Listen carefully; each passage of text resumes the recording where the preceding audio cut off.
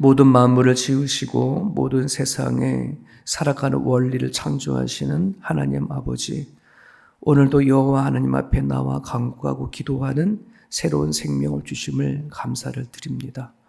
연약한 우리들의 모습들이지만 믿음의 사람들을 통하여 하나님의 놀라운 일을 행하시는 하나님의 모습을 바라보게 되어집니다. 오늘도 하나님의 주신 말씀의 가치관을 가지고 세상을 분별하고 살아갈 수 있기를 원하오니 아버지여, 저희들에게 하나님의 지혜를 부어주시옵시고 옳고 그름을 분별할 수 있는 영의 분별력 또한 허락하여 주시기를 간절히 바라고 소망합니다. 하나님께서 흙으로 지으시고 하나님 그 코에 생기를 불어넣으셔서 아담과 하와를 만드시고 가정을 세우신 여호와 하나님 아버지, 주께서 행하신 이 진리를 악한 사단들을 무너뜨리고자 합니다. 우리 인간 스스로 또 다른 성별을 만들고 살아가고 있는 이 땅을 주님 불쌍히 여겨주시옵시고 하나님 아버지 앞에 어떤 죄악을 짓고 있는지 깨닫고 나갈 수 있도록 도와주옵소서. 믿음의 백성들에게 용기를 주시고 담대함을 주시고 하나님의 진리를 외칠 수 있는 힘을 하나님께서 허락하여 주셔서 이 시대에 비진리로 가득한 세상 가운데 하나님 말씀을 외칠 수 있는 우리 모두가 되게 하여 주옵소서. 오늘도 말씀 붙잡고 하루를 시작하는 하나님의 건설 가운데 일하여 주시기를 소망하며 예수님의 이름으로 기도합니다. 아멘. 오늘 매일 성경 본문입니다. 시편 115편입니다.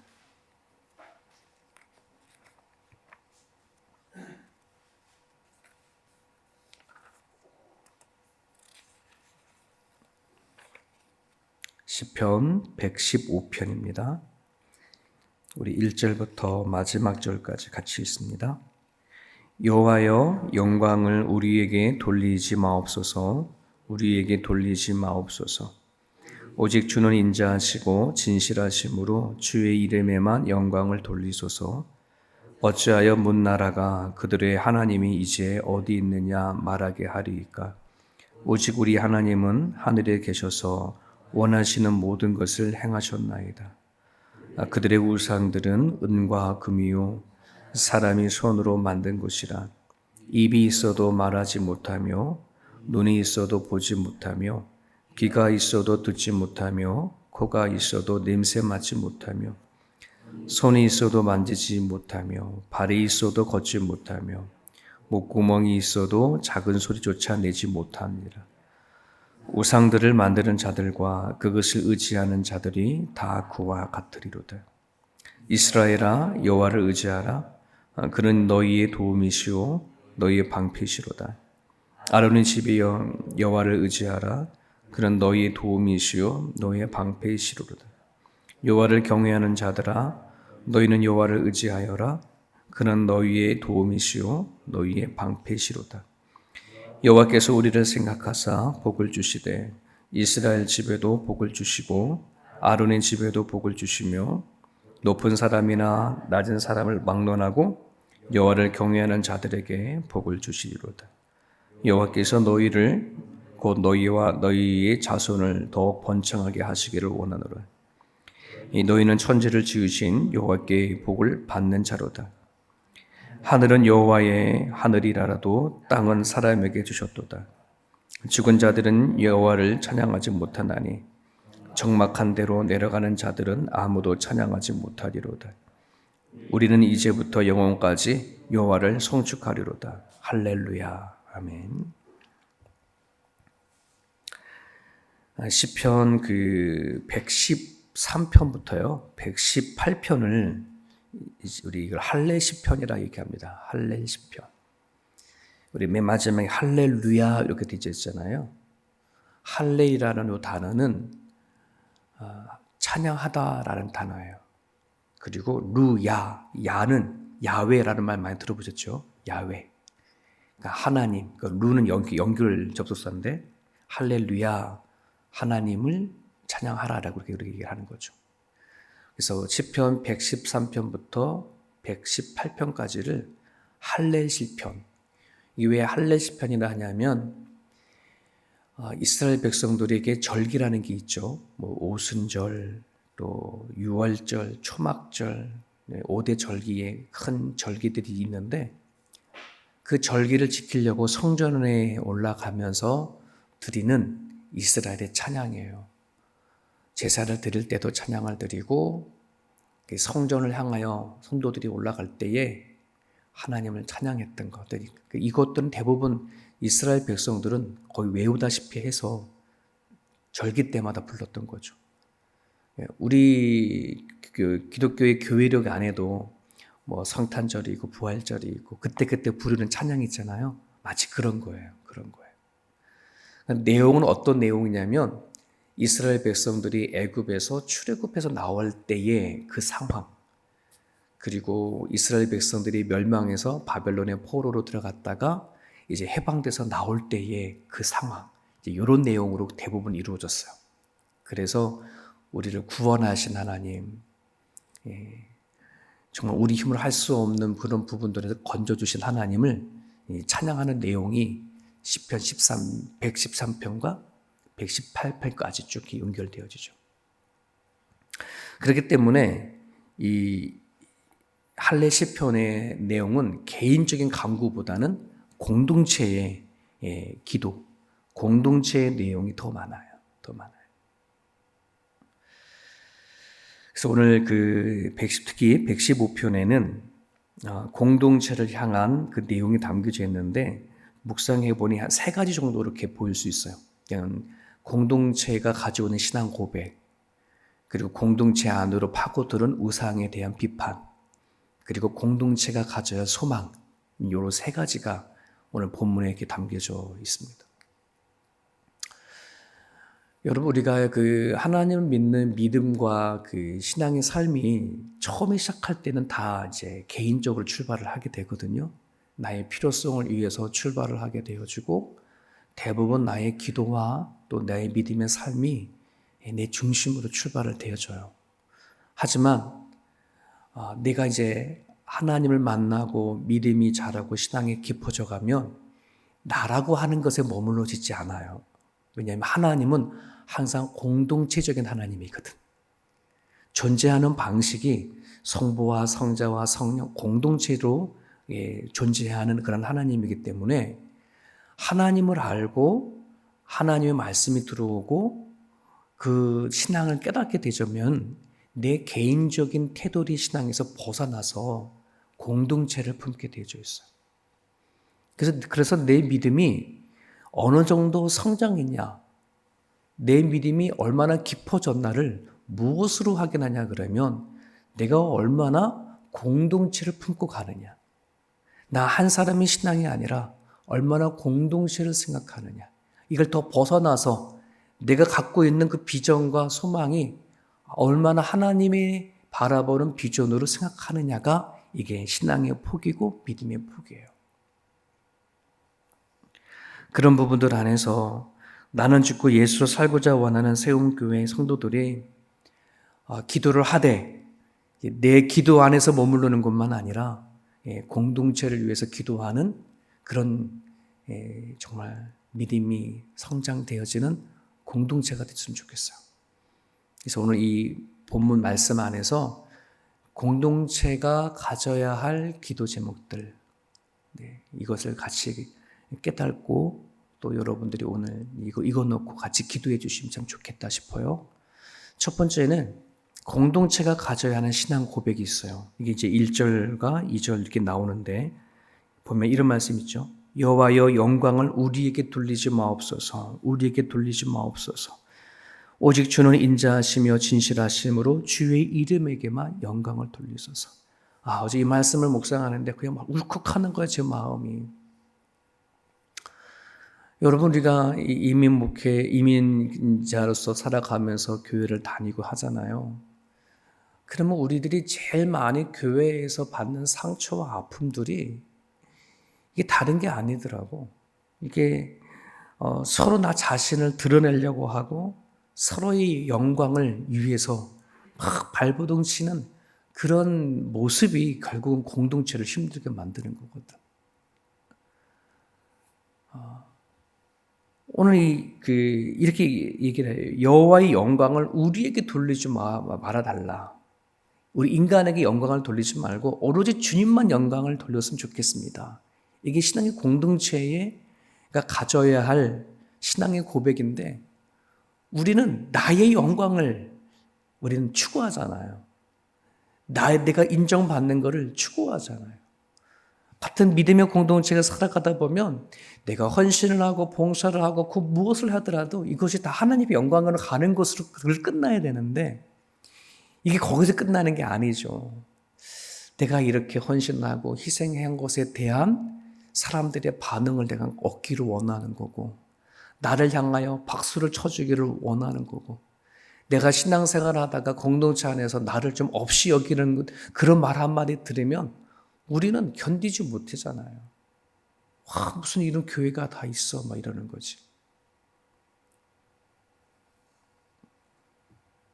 우리는 말로는 하나님의 앞에 영광을 돌린다고 매 찬양합니다. 모든 영광을 받으십시오라고 입버릇 타듯이 그렇게 하나님을 찬양하고 노래를 하지만 막상 내가 신앙의 삶의 안에서 돌아가면은 내 영광을 받기 위해서 우리는 몸부림을 치고 내 영광을 받기 위해서 헌신하고 희생하는 경우들이 너무 많아요. 네. 예전에 어떤 분이 참 우리 교회 사람이 아니야. 열심히 교회 봉사하고 헌신하는 거예요. 그래서 왜 어떤 남자분이 왜 그렇게 열심히 하세요? 신앙생활을 그랬더니 아유 목사님 이왕 교회 발을 한번 디뎠으니 장로라도 돼봐야죠. 와, 그 말이 얼마나 마음에 상처가 되든지. 네. 내가 이왕 교회를 시작했으니 이왕 교회 들어와서 교회를 이렇게 믿음 생활 했으니 교회에서 가장 높다라고 하는 목사는 되지 못하더라도 장로는 돼봐야죠. 이걸 대놓고 얘기하는 거예요, 저한테. 얼마나 마음이, 야, 이것밖에 안 되나? 우리 믿음의 수준 이것밖에 안 되나? 나는 죽고 예수로 살고자 원하는 이 신앙의 공동체 안에 내가 죽으려고 하는 마음은 없고 그저 나의 영광을 위해서 신앙생활을 하려고 하는 모습들이 우리 가운데 있으면 이건 정말이에요. 하나님이 원하는 공동체가 되어줄 수 없어.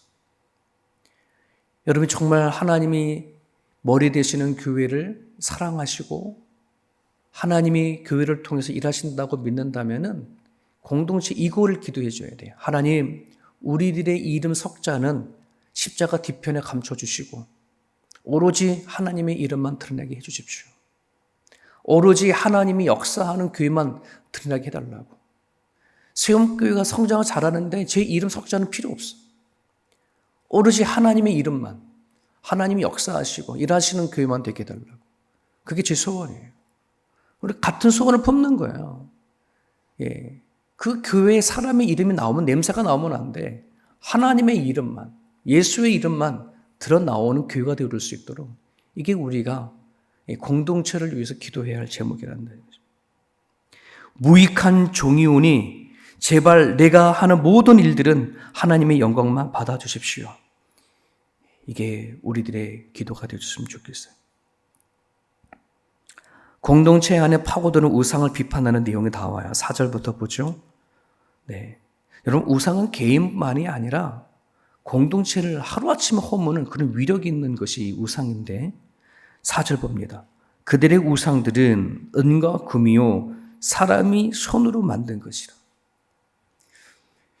여러분 막상 우리가 그 성경에서도 그렇고 우리가 살아가면서 우상시하는 것들은요 그 자체로는 나쁜 게 하나도 없어.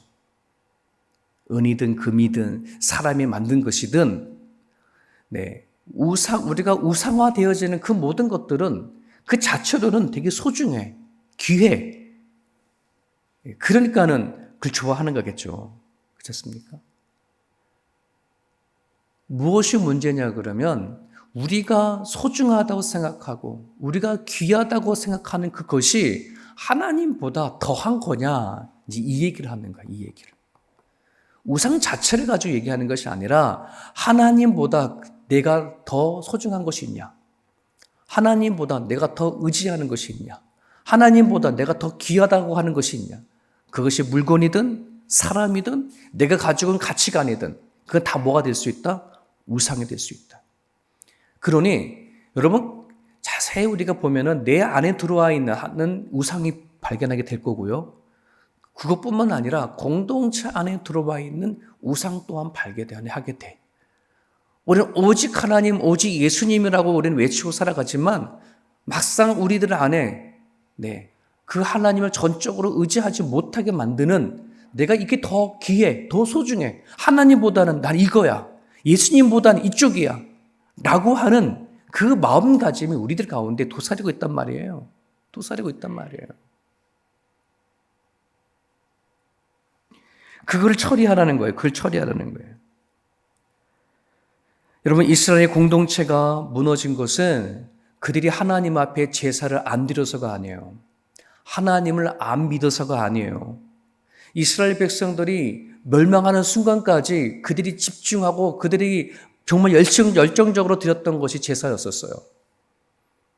그런데 그 하나님 앞에 드렸던 그 하나님을 향한 제사보다 누굴 더 의지했다고요? 뭘 더 귀하게 여겼다고요? 주변 국가의 힘, 눈에 보이는 국력, 주변에 우리 이스라엘 백성들보다 더 힘이 있는 나라들의 그 힘과 권력이 하나님보다 더 소중해 보이는 거예요.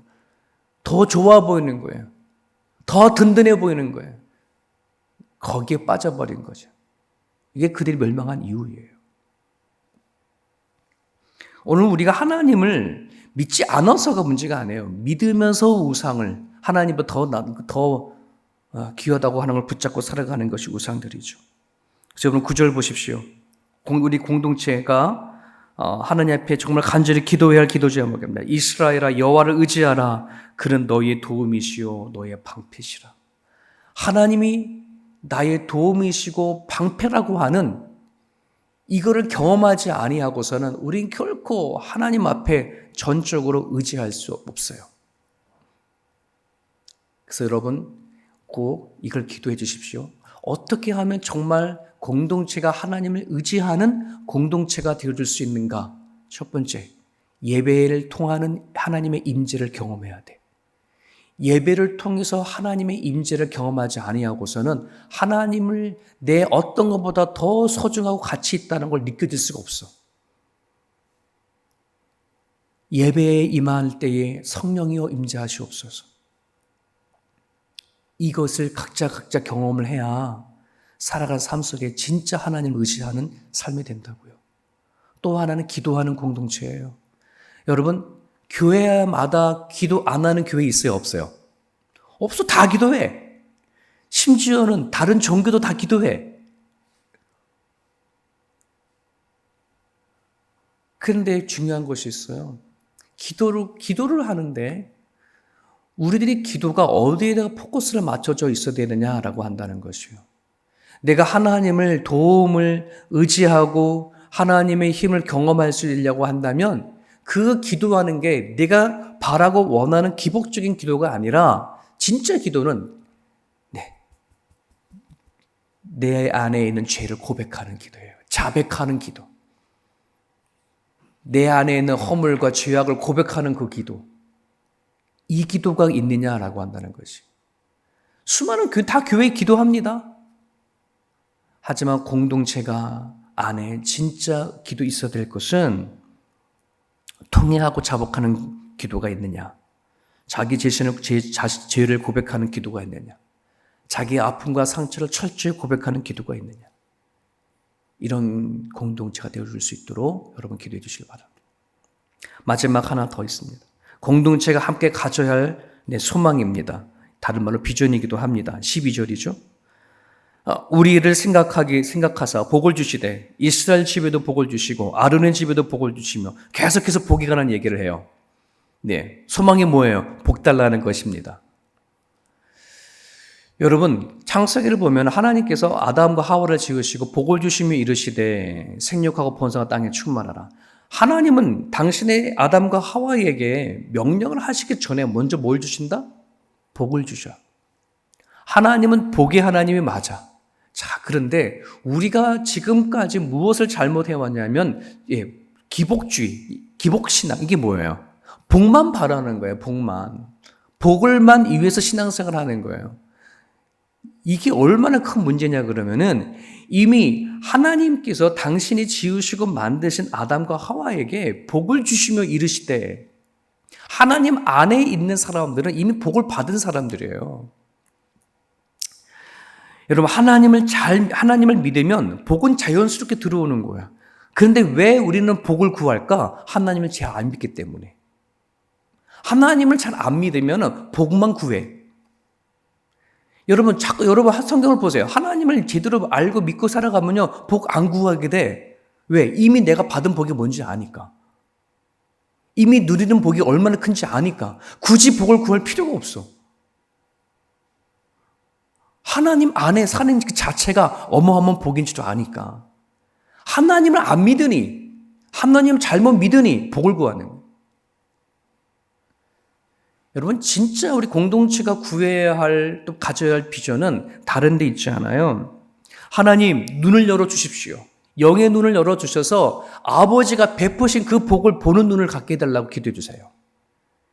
네. 그러면 그 공동체를 지긋지긋하게 다른 길로 빠지게 만드는 그 기복주의는 사라져버려. 내가 얼마나 큰 복을 누리고 살아가 있는지를 깨닫게 되어지면은 여러분, 가정이든 교회든 이미 받은 복이 얼마나 큰지 거기에 은혜가 있는 거예요. 감사가 있는 거예요.